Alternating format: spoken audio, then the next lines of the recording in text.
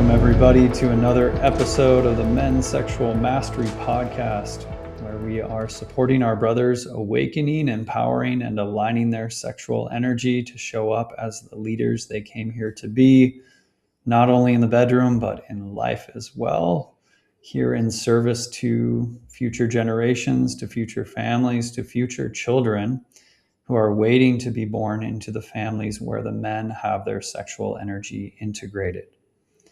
The men are fire tenders, as we like to say. They're keepers of the hearth, of the intimacy in the relationship, and step into that leadership so that the whole house can be warmed. We are leaving behind the old, outdated program of the honeymoon phase, of the belief that after you have kids, after you've been in a relationship, after a certain amount of time, the intimacy just fades. That is no longer the case, and we are here to guide brothers in this work of stepping into that leadership through these tools and these practices. So with that, I am so excited to dive in today with my brother, Ian Hawks. Welcome to the show, brother. Hey, thanks, Ben. Thanks, everybody. We're going to be unpacking some of your story today. I know last week you brought in my story, and I have no doubt the listeners are going to really benefit from hearing about what brought you into this work and onto this path. So I'd love to kick things off just with a question. What was your earliest sexual memory growing up? Yeah, I can remember very clearly where I was in the bedroom in the house I grew up in. I had heard from my friends at school about this thing called masturbation and ejaculation. I hadn't experienced it yet. Some guys had talked about wet dreams as well, and I hadn't experienced any of that, but I was quite curious, and I thought I should probably try this out.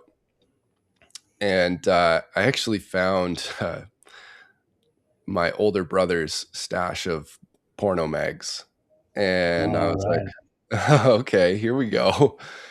And so I tried this masturbation thing out and built arousal, and I had an orgasm, but I didn't actually ejaculate. I was a little slower to mature, a little slower to puberty than my peers. And I had an orgasm, but nothing came out. And I was like, is there something wrong with me? And I was confused and a little concerned for a while. And also just this feeling of like, oh, I'm slow to develop. You know, some of my friends had already started getting facial hair. I didn't have any of that. And so it was kind of a mixed experience of, okay, this is really pleasurable. What is this? And also like, is there something wrong with me? Why am I not having this experience that my peers have talked about? Yeah, that pattern, that program of what's wrong with me is one I know I can relate to. I'm sure a lot of guys. Uh, I imagine that dampened your experience of sexual energy right out the gate. Would you say? Yeah, to a degree, had me questioning, like, am I doing this right? What's going on? And, you know, there was also, I mentioned I had taken my brother's porn, and like, there was also, that was something I did sneakily and without permission or without his knowing. And there was also this element of like, I'm doing something wrong. There was shame and guilt woven into that as well. And I could share more about some other ways that showed up kind of early on, and I feel had a significant imprinting, kind of weaving that sexual arousal experience with guilt and shame, and even like, is this right? Is this appropriate? Yeah. Yeah, that shame, that guilt, that repression. I know you experienced a lot when you were younger. Yeah. Do you want to speak to any other experiences you had around that brought in that? Yeah, I'd say like the most prominent one happened very early on as well. I was outside and I caught a glimpse of my neighbor through the window. She was changing, and I was completely captivated. It was my first experience seeing like a naked woman's body in real life. And I I had this like surge of adrenaline and arousal and shame and guilt, like, oh, I shouldn't be doing this. I know it's inappropriate. but I can't stop. It was just so captivating. And and so there was, yeah, also this like real life live experience of like, oh, I'm doing something wrong, and also, holy cow, this is so arousing, this is so, you know, beautiful and enjoyable on one hand, but also feels so wrong. And yeah, and then later on I found my dad's porn stash, and then again I was like, using my dad's porn stash and then feeling like, oh, like this is wrong too. And like everyone in my family, all the men in my family seem to like have this, and they're hiding it as well, but no one's talking about it. And it was all just this like deep shadow aspect of arousal and sexual energy, and no like role model or teacher to show me what's really going on and to help me understand this energy. I was just figuring it out by myself, deeply in the shadows. Yeah, it's incredible how when sexual energy, when anything stays in the shadows, how it often can revert to pretty low vibrations, you could say, or pretty repressed, shame filled, guilt filled kind of behaviors. Yeah. Yeah. I could share a little bit about my first experience with a woman too, if you like that. That was, Yeah, I'd love to hear this thread of how that shame and guilt followed you, and that repression, and then yeah, how it started to surface, and how you eventually broke through that. yeah. Breaking through the shame took a long time. We could get to that. That's a little later on in the story, but my this kind of feels like the final part of initial sexual experiences actually coming together with a woman. My Mm, first, I'd say my second serious girlfriend. I was in grade 9, so that's like 12 or 13 years old. And I, at this point, several of my friends had their sexual debut or lost their virginity, as we tend to say it here, but I prefer the term sexual debut. And I was with a woman, and she had already been with a partner and had sex, but I was a virgin still. And there's like, I also want to mention there's two sides. There was my individual experience with sexual energy and pleasuring myself, which was heavily layered with that shame and guilt. But there's also always been a part of me that when I am with a woman, there's an immense feeling of rightness to it, and a deep desire to show up in the best way I can for that partner, and actually a really enthusiastic approach to sex and sexual energy with a partner, which also I can get to later on. There was a lot of unconscious suppression within me of sexual energy and in relationship, which I think is an interesting and important thing to speak to. But again, that awareness didn't come in till later in life. So coming back to this sexual debut, little 12-year-old Ian, with my girlfriend at the time, and my parents were out, so we had the house to ourselves, and we're like, okay, we're doing it, it's happening. And she started going down on me, and very quickly I lost control, and I could feel right away, I'm like, oh no, I'm gonna come, like this is too soon, we haven't even actually had sex yet, this is just oral sex. And I went to like lift her off because I was like, oh no. And I also was like, I don't want to come in her mouth like that. That doesn't seem right. I remember there was all this like, oh no, this isn't right. And I lifted her off, but it was too late. And I just came like on myself. And then I was like, oh man, like that was my chance. I was about to lose my virginity and I messed it up. And so fortunately, I had the awareness to be like, you know what, let's just give this a little bit of time. Let's go downstairs, watch some TV. 20, 30 minutes later, we came back upstairs and actually had the penetrative sex that I had been so excited for years to experience. And it was comically short.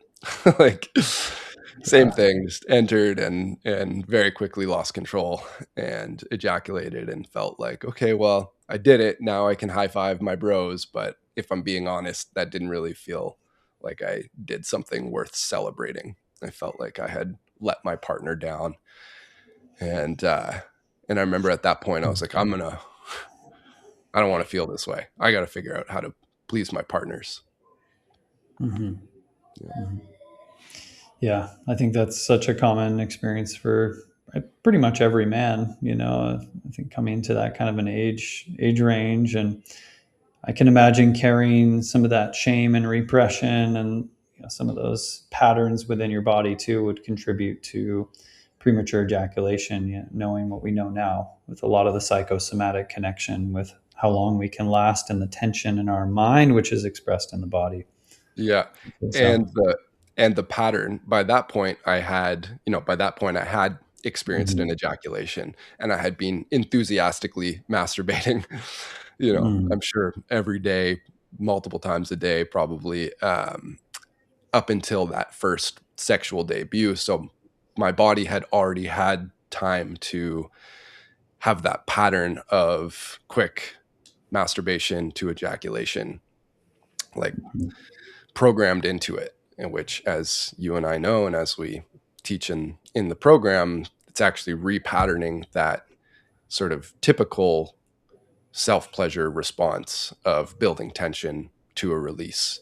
And so, yeah, that took me, I didn't have that level of awareness at that point, but yeah, I think that Mm. was also contributing.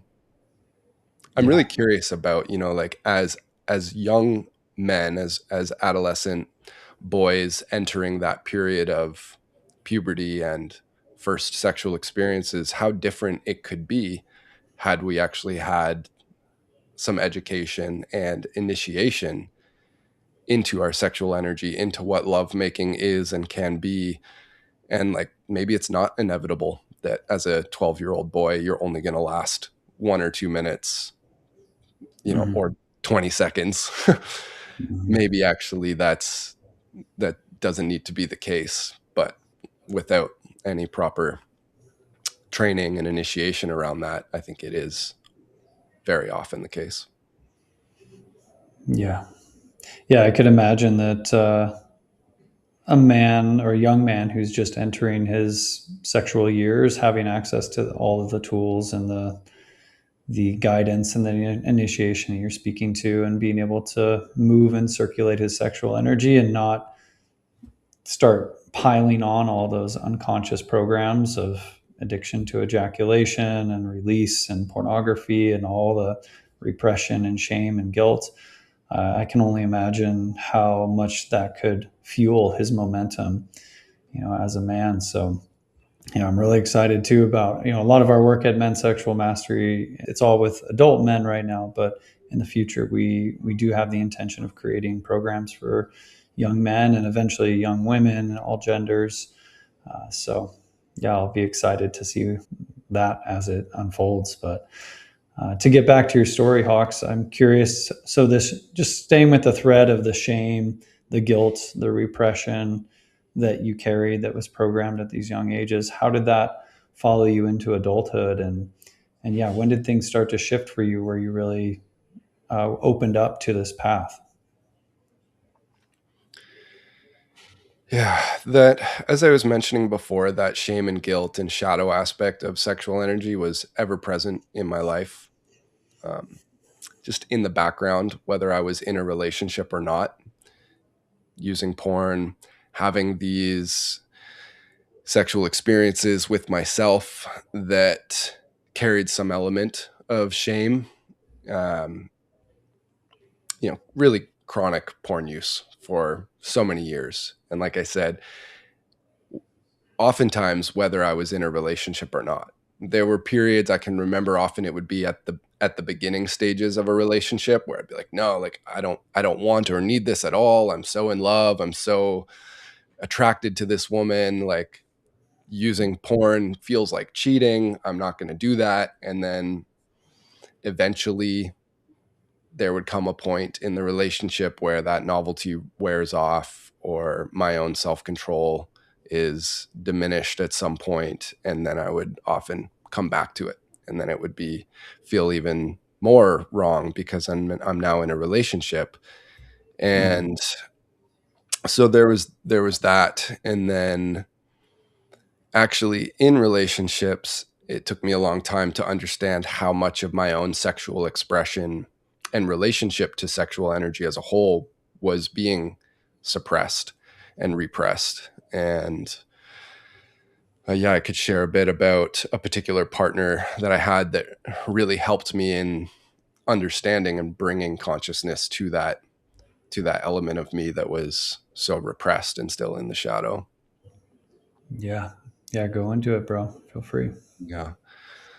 So my previous partner, the woman that I was in a long-term committed relationship with before my current partner, she was an amazing woman, really like such a big, beautiful, open heart, and so open in her expression, in her authentic expression in all ways. And sexual energy was one of those ways that she was free from my perspective. Looking back at it now, I actually see her expression as being so beautiful and free. And looking back at myself, I realized how much of my own heart was guarded and closed off, and how much of my own sexual energy and expression was guarded and closed off. I'm sure that a huge part of that is because of the guilt and shame that I associated with sexual energy. And so when I felt that energy arise, it would often be met with, oh, this is inappropriate or this isn't right. And so um, that partner, that relationship created a lot of challenges for me, a lot of inner turmoil when I would observe my partner being expressed in ways that I was not capable to at that point. So even when it comes to the open heart, she would tell her friends, guys and girls, like that she loves them. Just leaving, like how I do now, because I've learned to open my heart in that way, but to be able to have platonic love and just share, like, I love you. Okay, see you later. And that created a lot of anguish in me, because I was like, oh, but that's these sacred 3 words that are only meant for our one chosen lover. And it's comical for me now to look back at how much that disturbed me. And then other experiences, like she would like not wear a bra or wear a thong bikini at the beach, and it was really difficult for me. And I remember some really uncomfortable conversations that I would essentially be asking her not to wear those things or not to go out in public in those ways, which I can look back at now and just like, whew, man, that's not the vibe that I want to bring into relationship and into the world and into myself. But I was operating at the level of consciousness that was available to me at that time. And it was a lot of, shaming her. I realized I like projected my own shame onto her. And I've since then had many deep conversations with her and actually understood just how deeply that impacted her and how much that hurt her, and how actually like traumatic those experiences were for her. And it's been a big reconciling, in that relationship and in myself, with the awareness of how much pain I caused without realizing it at the time, and how much of my own experience I was projecting on the world around me.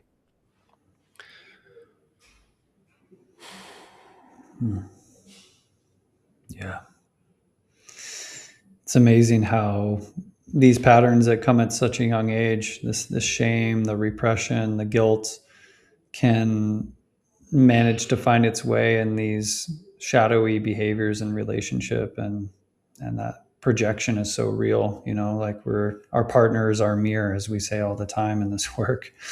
And I could see how that, on the surface, what might come across as like insecurity, with like you're not being comfortable with her dressing a certain way, but like underneath it, it's actually the outlet of that shame, of the trigger, that sexual energy should be hidden and kept in the shadow, like, and how that was, yeah, projected onto her. That tracks. That really makes sense. It was truly my own lack of containment that led me to feel like what she was doing was wrong, because I was seeing the world through my own eyes, where I'm like, I see that as some kind of a sexual act, because at that point in my life, when I observed that in another woman, it awakened this uncontained sexual urge within me. And I was like, why would you want to go around the world, igniting that in people? And now I can look back and see, like, oh, that was like my own lack of containment, again, projecting my own experience on the world. And now I look at those types of I look at that way of being in the world as actually being so beautiful. When I see a woman in that energy now, I'm like, wow, thank you for like sharing this with the world. This is beautiful. And I don't need to, I have containment within myself where I can smile and breathe into that, and it's not overwhelming me. It's just adding more beauty to the world. And I can just feel into, like, if this person feels comfortable and expressed in this way, then power to you. It's not about, it's not making it about myself and my own shit, you know. Mm-hmm. Or So compulsions, right? Like being yeah, able to pull that energy up and sublimate it and pull it into the heart and transmute it into a generative energy that's actually, you feel like you got a little pick me up, yeah, and continue on exactly. with your day, rather than compulsively needing to release this energy because you don't know how to contain it, how to hold it, like you're sharing. So, Yeah. yeah. Yeah, which that ability to breathe that energy up, to allow it to be generative and not leading to some compulsive behavior, is, I think, more important now than ever. We live in a world where sexual energy and imagery is everywhere. And without that level of containment within ourselves, without that ability to sublimate that energy as you're speaking to, it's just, I can't imagine, how difficult it must be for young men, especially, to like move through the world right now.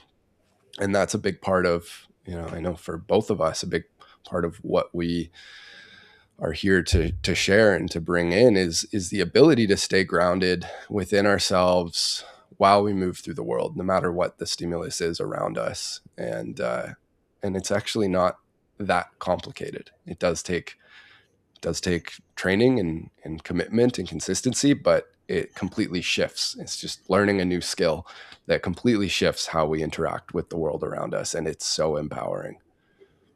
Mm. Amen, brother. Mhm. Yeah, I'd love to switch gears a little bit and hear a little bit of your journey around semen retention and how you first stumbled across it. If I remember correctly, you went on a pretty long streak, which I'd love for you to share, and then had an experience coming out of that, and some of the dangers, perhaps, or misunderstandings, misconceptions about semen retention. And then, yeah, I'd love to hear just your a little more around your awakening with these practices and with these tools and sexual transmutation. Yeah, it's a great place to move to now, because it was a little after that relationship that I was just speaking to came to a completion. And that's when my healing journey really started.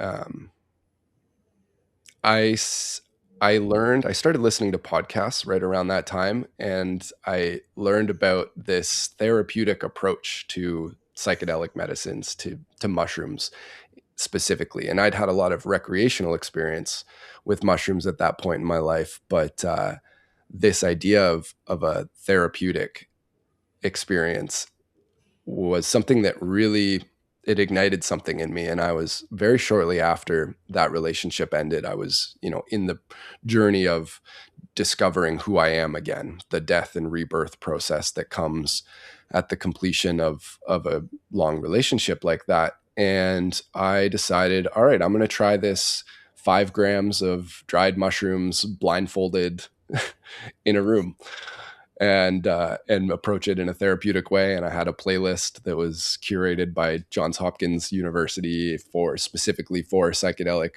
um, therapy. And I went deep, and I had an incredibly profound experience of actually experiencing myself dying. I really thought I was dying during the come up of the mushrooms. I fully thought I was dying, and I went through that process, and then I was in this liminal space and eventually was reborn.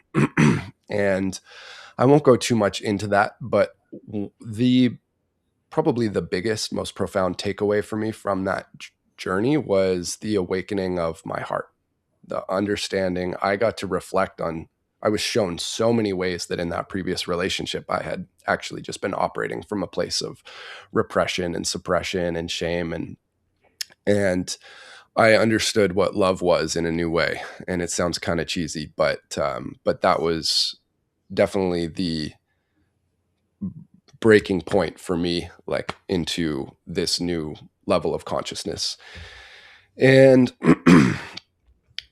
there's, to fast forward from there, there was a point along that healing journey where I realized, what, this current approach to sexual energy isn't working for me. I no longer want to be in this pattern of looking at porn and masturbating and ejaculating all the time. This doesn't feel right. It doesn't fill me with a high vibrational experience afterwards. And I just decided one day that, what, I'm done with this. And I was about to leave for a tree planting season. So Ben, and anyone who knows me knows that I was a tree planter here in BC in Canada for a long time, 12 years. And tree planting is a really grueling physical labor job, where you're out in remote places for months at a time, and you're planting thousands of little seedlings in areas where the forest has been cut for the logging industry in Canada. And it's a really interesting opportunity to have deep solo meditative time by yourself in nature while also working really effing hard. And you're actually paid per tree that you plant. So the faster you work, the harder you work, the more money you can earn. And I became quite good at that. And I would spend, about half my year planting trees. And the season that I went into it, where I decided I'm not looking at porn, I'm not masturbating anymore, was the most insanely productive season of my life. I had already reached a kind of a plateau at that point in my career, and all of a sudden I just blew past that plateau. And I had focus and drive and energy that I had never experienced before. And so I went on for many months. It was, probably around 8 months of abstinence. And that worked really well for me at the time. And it brought an awareness and a lived experience for me that, like, oh, there's something here. This whole abstaining from ejaculation and porn is like really powerful as fuel for me as a man moving through the world in my mission and purpose. And that felt really empowering, and it lit me up. And so I kept going. And then I met a woman that I was like, oh, I want to be in relationship with this woman. And I pursued her, and we started dating. And then we got to our first experience with sex. Really And quick, how many months into semen retention, no ejaculation, were you at this point, more or less? it's more or less 7-8 months. And I will Okay. say, with the caveat being that I did have the occasional wet dream during that time. Mhm. Um, But yeah, just for context, for guys knowing, how long this recharge had been going on yeah, before you went into this in a long intimacy. time. And not Yeah. just a recharge, but a complete, like, abstinence from touching myself or Mhm. sex with another person. Essentially, Mhm. I had just been ignoring my genitals and my sexual energy for that whole time. And just funneling it all into tree planting, making money, breaking records, and you were like the number one. I mean, you were doing things, you were planting at a rate that nobody even in your circles of planting had seen, right? Well, I mean, it was definitely like in the top tier. I did end up finishing that season higher production than anyone Mhm. else in the camp of maybe 80 to 100 planters. There were other people that were like at that level, and we'd kind of go back and forth. One day I plant more, another day they plant more. But over the course of the Mhm. entire season, because I never missed a single day and because I was showing up with that level of intensity and production every single day, when you add up the tallies over the course of the entire season, Got it. I came out on top. Yeah. And um, Secret so weapon. it was a secret weapon. And so then, yeah, to fast forward to now, I'm like, okay, I'm in a position where I want to be in a sexual relationship again. Mhm. And I was excited for that. I felt like this is right, but also I was nervous because I was like, I haven't done anything with my cock in so long. And sure enough, we came together and I really struggled to show up in the bedroom in the ways that I would like to. I was having like less consistent erections. That kind of just happened the first time, and then I think it got in my head a lot. And I wasn't lasting as long as I'd like, and I essentially just wasn't showing up and pleasing this woman who I cared about a lot at the time. And it plagued me, and that relationship didn't pan out. Not surprising, for me, because I was like that inability to show up sexually with her just absolutely like tore down the confidence Mhm. that I have for myself in that relationship. And so I know that it bled into every other aspect of our relationship, because in the forefront of my mind, every time I saw her, I was like, I'm not showing up sexually.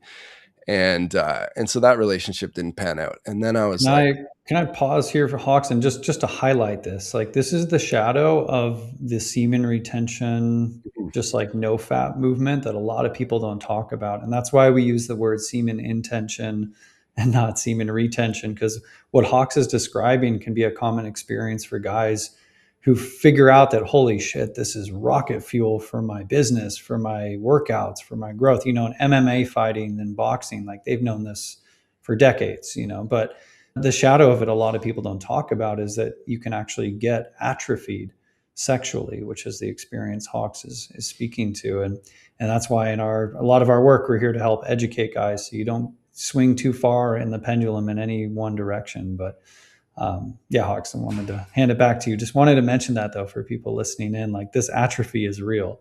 It can happen if you go all in on semen retention. You got to be mindful of it. if you don't use it, you lose it." Yeah. That that cliche Mhm. kept repeating in my mind every time I would have this failed sexual experience, failed from my perspective, sexual experience. I was like, if you don't use it, you lose it. I haven't been using it for a really long time. I think I might have lost it. I was like, Full holy monk shit, mode. this is not okay with me. Um, I'm a sexual being. I desire to have a robust sex life, and I don't want or need to change that. And so th- there was this awareness at that point that the approach that I've been taking for the last 8 months worked in a lot of ways, but also did not work for me in this one really important way. So back to the drawing board.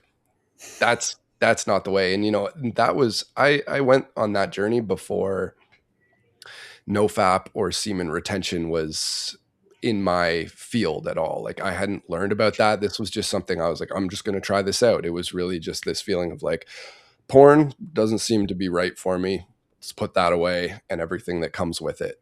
And so after that, you know, short-lived relationship, I was like, okay, so now I'm single again. How am I going to be in right relation with my sexual energy and with my genitals? And I was really just unsure for a while. And then all of a sudden, Montauk Chia came into my field. I listened to a podcast, and Montauk Chia was the guest, and he was sharing this ancient wisdom, the Taoist approach to being in harmony with our sexual energy. And he was talking about harmonious ejaculation periods for men based on age. And I was like, oh, of course. That makes so much sense. And everything he was sharing just like landed for me as truth and as like the wisdom and the teachings that I had been searching for my whole life. And then all of a sudden it was there, and that door opened up, and after I explored into Montauk Chia, I learned about all of these other teachers, and I started taking trainings and reading all the books. And that was like the rabbit hole presented itself. And I just dove right in. And I was like, oh, I've been looking for this my whole life. And that's when I really started to awaken to sexual energy in a new way, in a harmonious way. And yeah, that kind of brings us up until that point in the journey. Yeah, yeah. I wanted to also bring in here just another aspect. I know you've mentioned to me a pattern that you had for a long time was seeking validation through women and notches on the belt. Could you speak a little bit about how that shifted for you as well? Yeah, yeah, absolutely. Yeah, so that's another shadow aspect of my relationship to sexuality that was present in my life for a very long time. And it was this feeling of insecurity, just general insecurity in myself, whether it was from, acne that I had, or from a feeling of, I'm too skinny, or that piece around actually not really feeling fully capable to please a woman the way that I would like to and the way that I felt was possible. All of those pieces layered into this general sense of insecurity, and I would seek security by being with a woman. If I could have the validation of sleeping with a woman, it felt like, okay, I can relax for a minute. I'm worthy. And that just manifested as like conquest, the notches in the belt, as you speak to, just always seeking that next one night stand, or like friends with benefits, or I had also many relationships that were sexual in their nature but more than a one night stand, but not the depth of connection and commitment that I'm now interested in.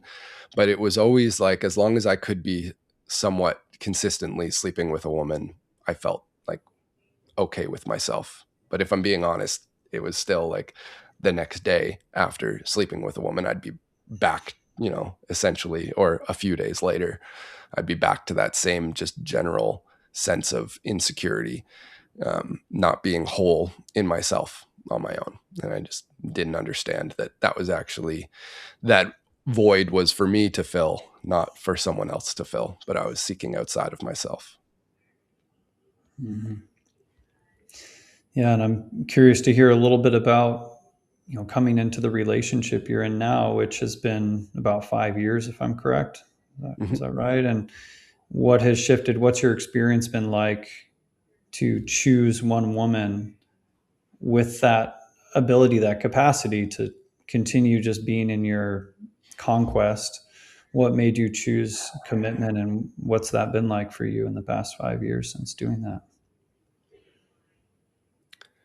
Well, what it's been like is the most robust feeling of well-being I've ever experienced, and uh, peace.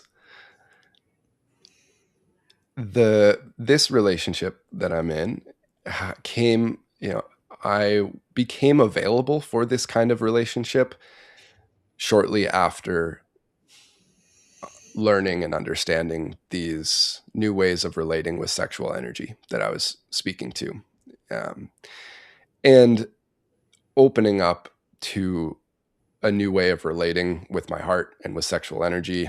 And I met my current partner, Aspen, and I was attracted to her and drawn to her right away. I asked her out right away, and she said, "Thank you, but I'm, not ready for that right now. Let's just be friends." And I was like, "Yeah, I'm okay with that," because I had already at that point developed a level of confidence and security in myself because I'd started to work with these practices, and I was more harmonious with my sexual energy, and quite confident in myself.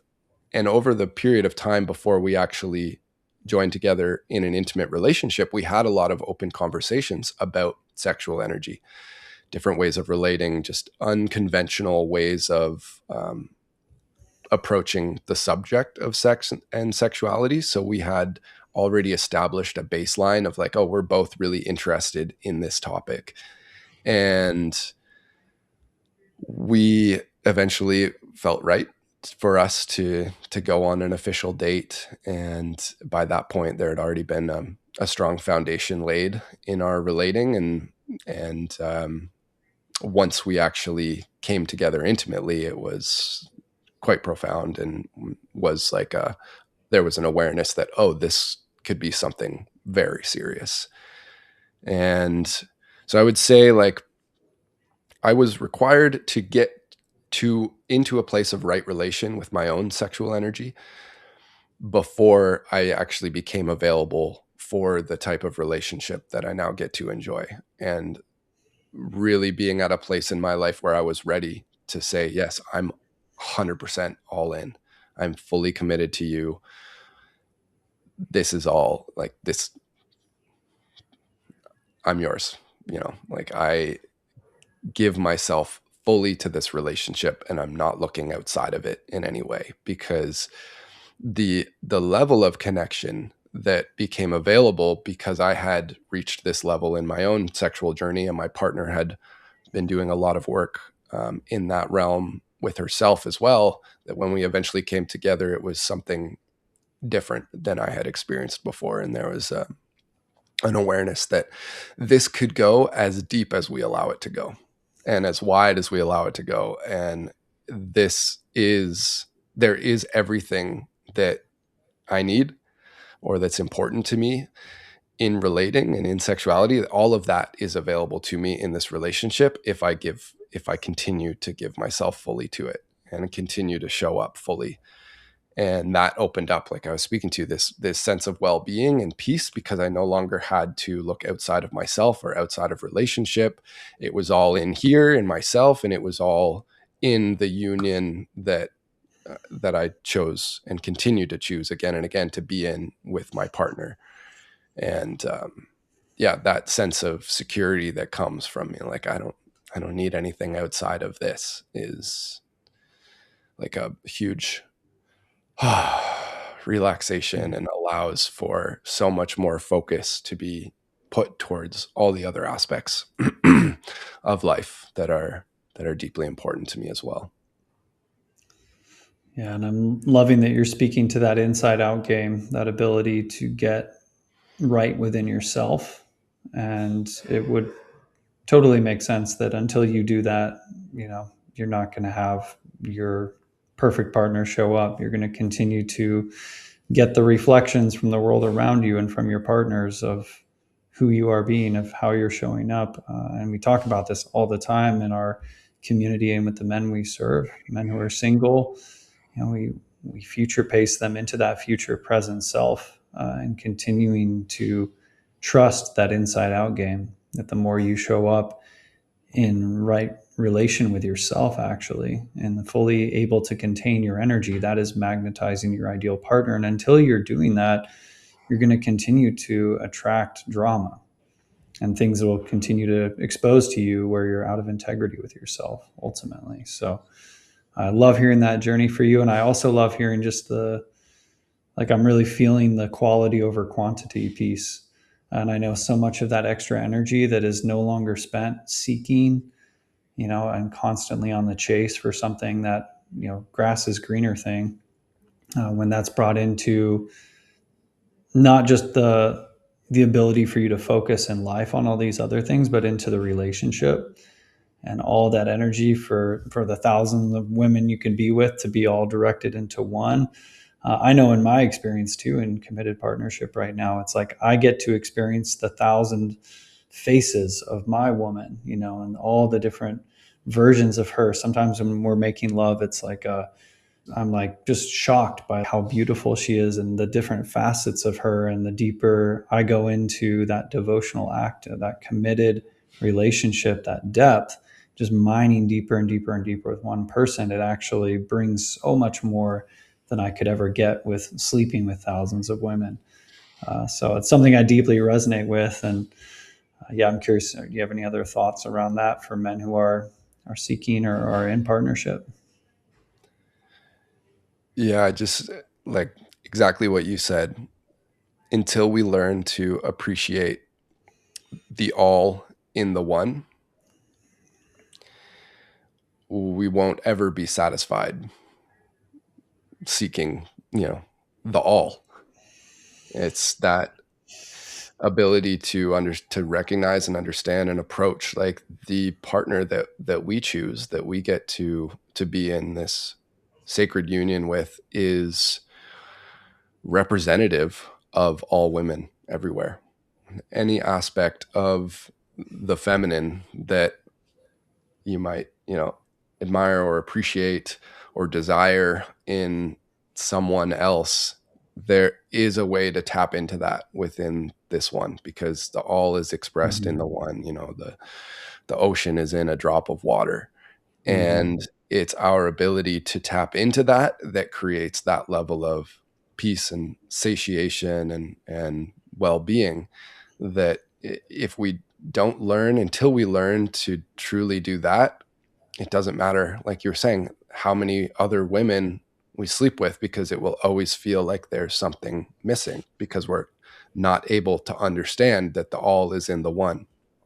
Mm-hmm. And so, yeah, that's definitely been my experience as well. When I often think of that, the many faces and aspects of my partner, in long, like prolonged eye gazing Mm-hmm. practices, that comes through so strongly for me. Like her face will shift in age and shape and ethnicity even, and like there's so Mm-hmm. many different faces that I've seen in just gazing into her eyes, and experiences like that, can really help me to like experientially understand, like, oh, the all is in the one here. And like you were Yeah. saying as well, um, the more variety that we can bring into our one, our union, there's so many different aspects of our partner and of the intimate relationship between two people that we can experience throughout a lifetime, where that novelty piece is accessible in one partnership as well. Mm-hmm. It's a different aspect of novelty, but it's there if we choose to really show up for it, and to put the energy into it that's required to continue to evolve that relationship, and not just rinse and repeat the same, sex position and approach that works. This works for both people, so let's just keep doing that. Well, eventually, it's going to lose some of its flair. So yeah, that's what comes up around that. Yeah, and that's exactly why the brotherhood is here, why we at Men's Sexual Master are providing that support for brothers to expand that toolkit, to come into greater coherence within themselves, right relation with their own sexual energy, get off of porn, release the shame, release the guilt, release the repression, have an open space to process and update our software essentially, so that we can show up in these ways in an ever deepening relationship. So I know, Hawks, our time is coming up here pretty soon. I had one other question for you. I wanted to hear a little bit about your background in men's work and what drew you into men's work, and how you feel specifically men's work ties into this practice of sexual transmutation.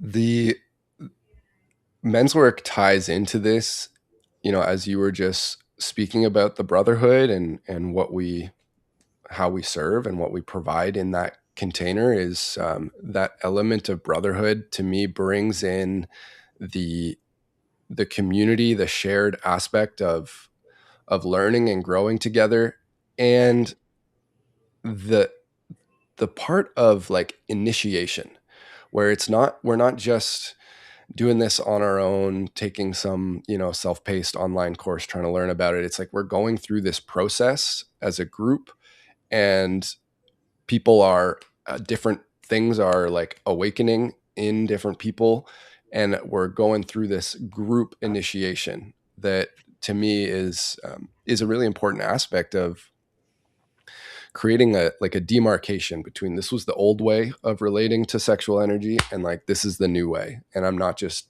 doing this on my own. It's like there's a group that's got my back, and like we're going through this together. And so that's a little snippet on where I feel men's work has it is such a crucial ingredient in the process. And as for my discovery, I would say, of men's work, it really came through a deep wound in my life. I had been on this journey of, okay, parts of me are awakening. I'm learning new skills. I started working with, different trainings like breath work and serving in plant medicine spaces, being really exposed to different modalities of healing work, or of, like connection. I would really refer to it as connection with deeper parts of ourselves and community, connecting with community in different ways. And around that time, my best friend, like my soul brother, was going through a really dark night of his soul, and he was struggling with addiction, and he ended up overdosing, and he died. And that was in 2021, and that completely rocked my world. I had never known a grief like that before in my life, and there was a lot of guilt and shame associated with that as well, because he was my best friend, and I felt like I had let him down. I don't look at it that way anymore, but there was a really deep wound there of my own sense of not being enough, and this deep loss of such an amazing person in my life and in the lives of everyone who knew him. It was a huge loss. And right around that time, somebody in my community turned me on to Sacred Sons. They're like, hey, you should listen to this podcast. And I didn't even know what men's work was up until that point. And I started listening to the Sacred Sons podcast. And I was like, oh, there's something here. Like there's a place for men to go. And it just felt so right.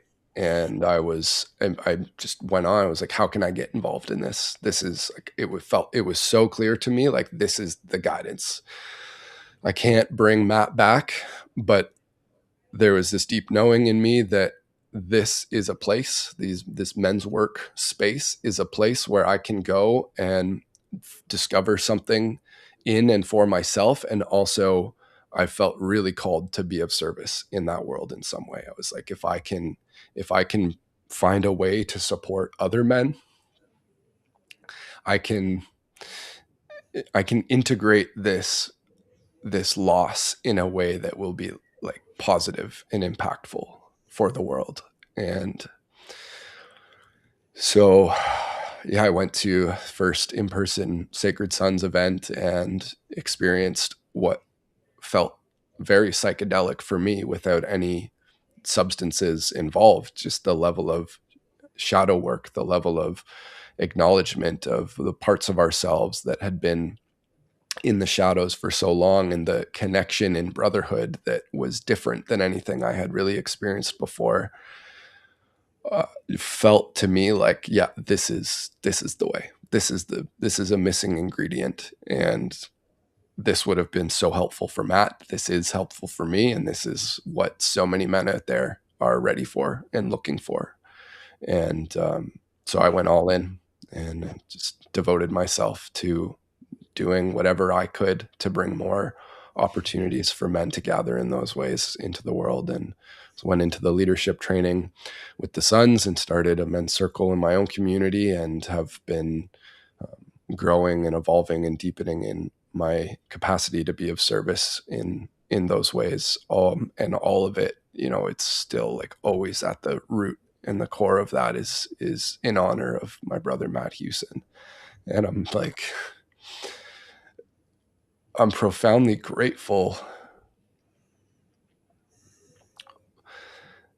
to have been shown this world. And I know it was through Matt's passing. It really feels like he guided me into this work, and the connections that I've made and the impact that it's had on my life and that I've been able to have on other men's lives through that discovery of this men's work space has been so profound that I can now like smile with deep gratitude and awe at the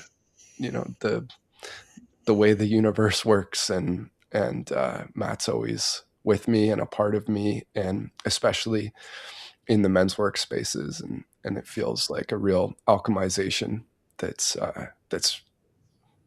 put me at a great sense of peace and well-being and purpose with it all. Yeah, just if you're still listening at this point, thank you. Thanks for listening. Thanks for hearing me and some of my journey, and hope it was valuable or impactful for you, or maybe some parts allowed you to feel that sense of like, oh, I'm not alone in this. I can relate to that. And I appreciate what you spoke to there, Ben, as well, of that us meeting in the men's workspace and both feeling this strong sense of the life force pillar. The sexuality piece isn't really talked about or acknowledged in the depth that you and I would like to see it brought through in those spaces. And so it's been a real honor and joy to work together to bring this into the men's work space, and actually to bring men's work and brotherhood into the sacred sexuality space, and kind of fusing and creating a synthesis that we know has been incredibly potent, and excited to see where it continues to go. So yeah, appreciate the questions, brother. It's always a real joy and honor to sit down with you. And I know our time is coming to completion here, so I feel complete with that. Yeah, brother. Appreciate you coming on the show today and sharing your story so openly and vulnerably. Here's to this work continuing to grow and to spread with us and the brothers alongside of us, all of us who are stepping into the men we came here to be. It is such an honor to share this path with you, bro, and to all the other brothers out there. Big shout out to all the guys in our training program. Big shout out to you tuning in as well. If you're interested in joining our next training program, it launches at the end of the month. Check us out at menssexualmastery.com. So with that, we'll be signing off, wishing you all an amazing week, and we'll catch you on the next one. Sending big love, brothers.